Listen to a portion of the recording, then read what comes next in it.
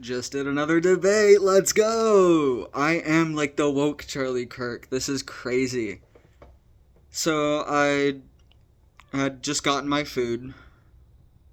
Saw the booth with I think it was a Christian radio host. So I walked over. I said, hi. The guy remembered me from last time, how the discussion was about trans people. So that's how we, started the conversation. And there was someone else there. They were, interestingly enough, they were atheist but anti-trans. So that was interesting because I am Christian and trans. So it was kind of weird having the interaction go the other way, where I'm the Christian but arguing for trans people, and they were the atheist arguing against it. Sorry, I'm out of breath, just got home. So, it was fascinating. So, we were talking about primarily puberty blockers and kids, because, most debates about trans people end up there. But I kept trying to bring the conversation back to personal freedom and free speech, like that sort of thing. I believe in, personal freedom. I think trans people should have the right to be trans,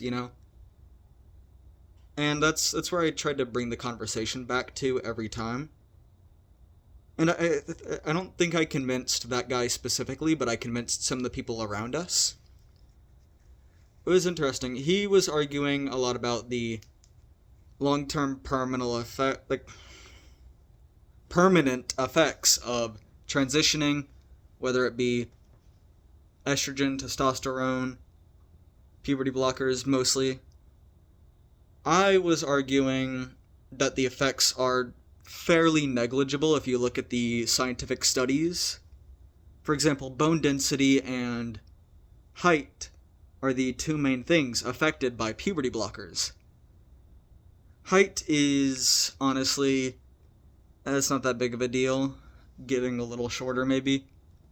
And the bone density can be offset by, some calcium and some exercise.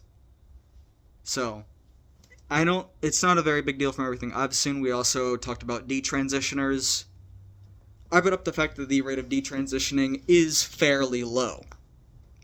And some of the people around did look at it, they did look into it, looked it up.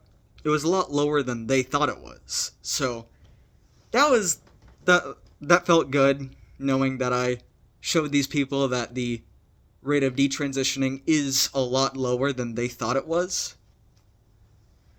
It was a really fun debate. The first part of it was very heated with the one guy who was very anti-trans, but it was a really interesting dynamic because he said his sister was lesbian. So he was pro LGB, but not T. So it was kind of weird. He talked about how it was gender dysphoria was in the, I think, DSM-5, or was it before the DSM-5? One of the two. And he talked about chromosomes and stuff, how it was if I decided to be a black person or shorter.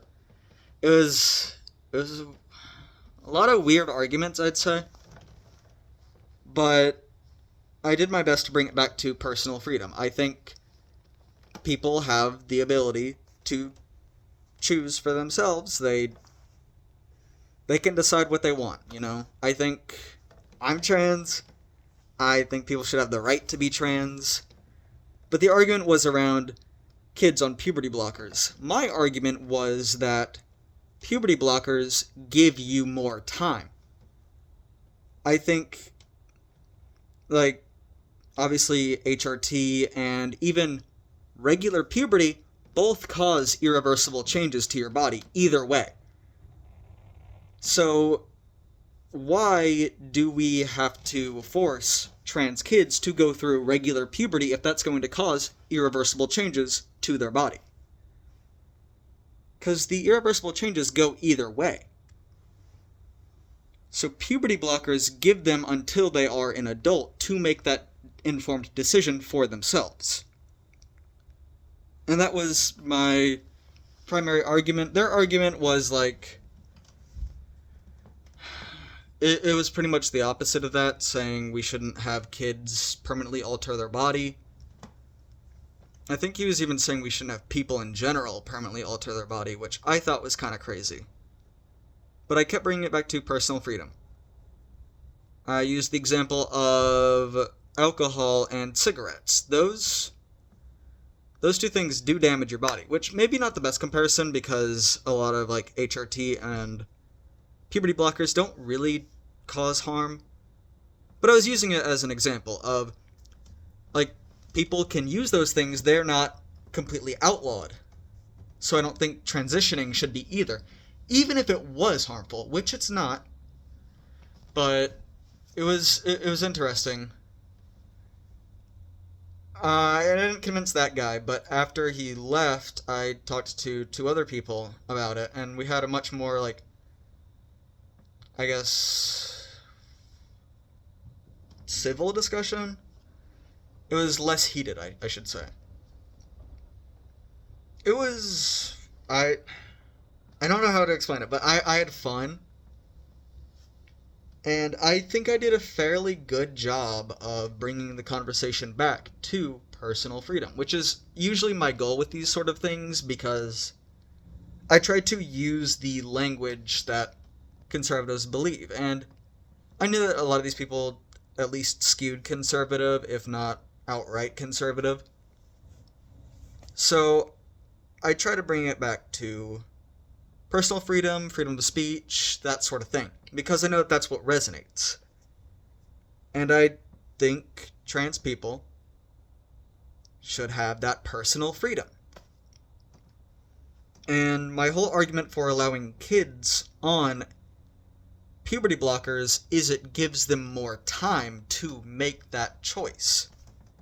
Because either way, if they do regular puberty, which a lot of trans people do regret not going on puberty blockers or starting treatment sooner, that is a regret rate. Some people regret going on HRT too early. That is a regret rate. There's regret that goes both ways. If you let people go on puberty blockers, it gives them more time to figure that out for themselves, because if you block puberty blockers, you're basically saying, hey, you only have this short amount of time until you have to pick, and you have to go one way or the other. Either way is irreversible, to some extent.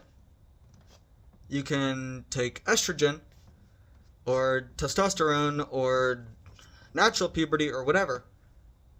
It's going to do long-term effects. And that's why I think puberty blockers are important. I've looked into the studies, the effects of bone density, height. Not important, honestly. It's minuscule. But it's something that people latch on to. And to an extent, I understand. But everything has side effects, including regular puberty. If a trans person undergoes puberty in the direction that they are uncomfortable with, that can harm them. It can leave long-term psychological impacts on that person. So, we give them puberty blockers to have more time. And I think that point resonated with the two people I was speaking to towards the end. And I feel good about that. I enjoy doing these debates. I'm trying to do more. I even jokingly brought up in the conversation that I was the woke Charlie Kirk, and they thought that was funny, so I had fun. I enjoyed debating conservative people, and I felt pretty good about my performance there. So, yeah. I was gonna wave goodbye, but then I remembered one thing. One of the guys gave me a video to a Christian look on, like, against transitioning that he wanted me to take a look at, so I will be watching that video at some point, and I will be making a video debunking what I find there. So probably be on the lookout for that unless I forget, or if I don't really, if I can't like format the video well or in a good way. Might not happen, but it'll probably happen. I'm lazy. I have a few videos I'm working on that I just have not worked on in a while. But I'll try to do it, okay?